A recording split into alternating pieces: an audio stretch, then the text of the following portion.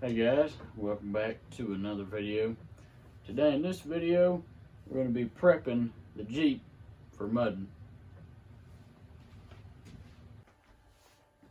Alright, well, the first step to our little adventure here, obviously, we're going to take the body off first, but we're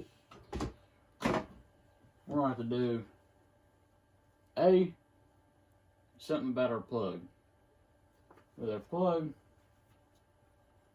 from factory it had a different plug. Cut the plug off and I put on a TRX plug. And how I did it is I just wire capped it, which is what these are. That is not going to be waterproof or water resistant whatsoever. So that is going to have to be fixed for one.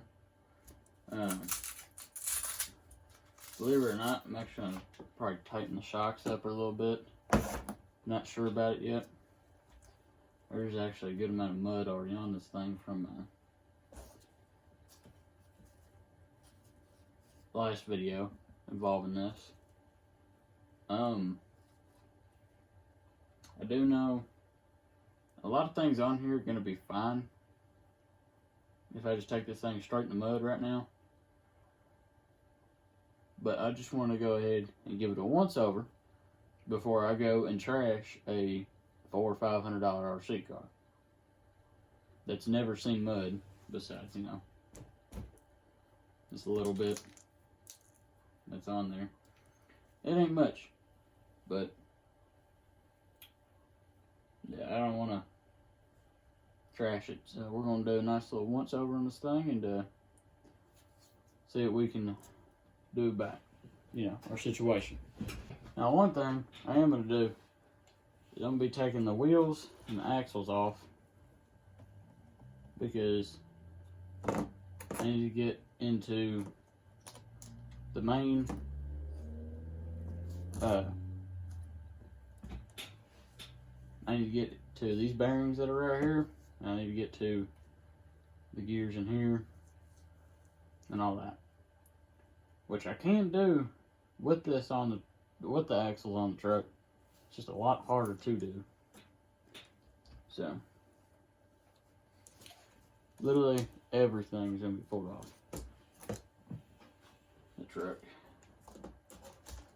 at least underneath wise. But if I'm being completely honest, I don't even need to do this. I just really need to post a video. So we're gonna do this, and it's also just gonna help it out anyway. So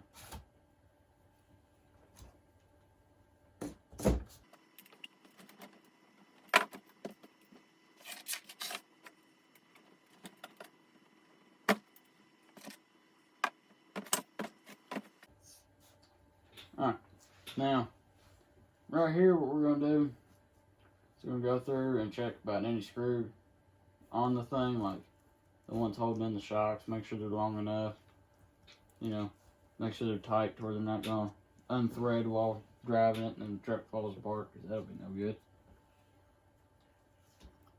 Make sure everything's gonna be held down pretty good.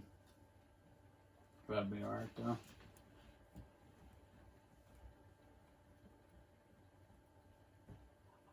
If there's any screws I can find that don't feel too tight, I'm going to tighten them down or change them out for a longer or shorter screw, depending on what the deal is with the hole itself.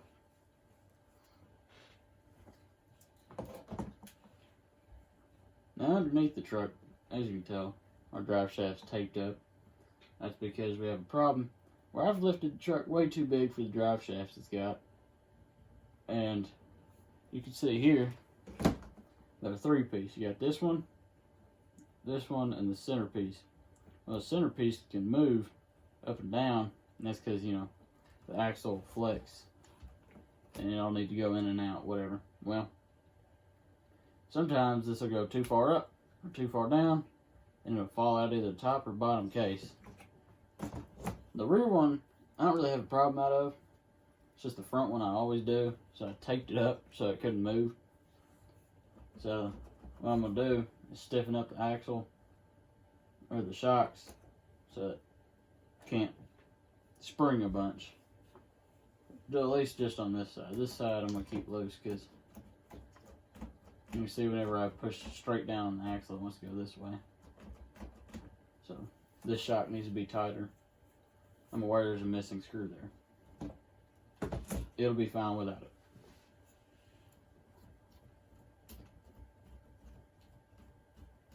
This side's pretty good. Maybe. No. It's good enough for me.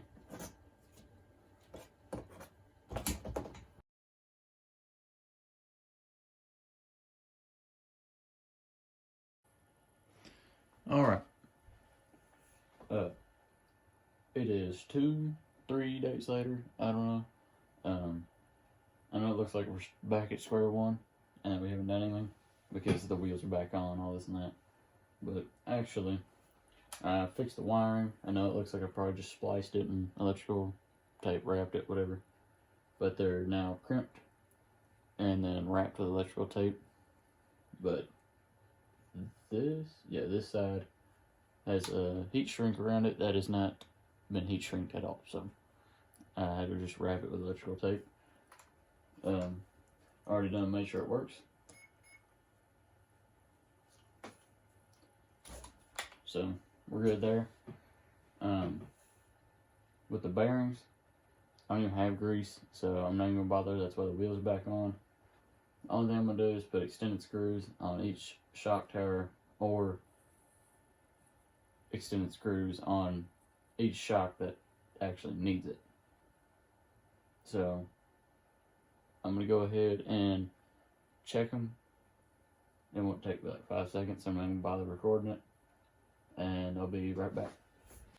Alright, well, I had to put longer screws in both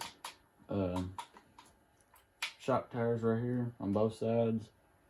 The back ones are fine, and as of right now, I think the Jeep is ready to go. Well, technically, I'll never be ready to go, but it's good enough to go send it in some mud.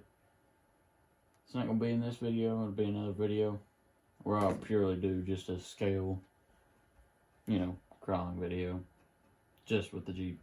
Because A, I sold the Bronco, and B, I sold that other cheap crawler I had. So, in other words, it's just going to wrap up this video. And, yeah. I'll catch y'all on another one. Actually, be working on a video here soon with my buddy Timmy. We're going to be working on a couple of his vehicles.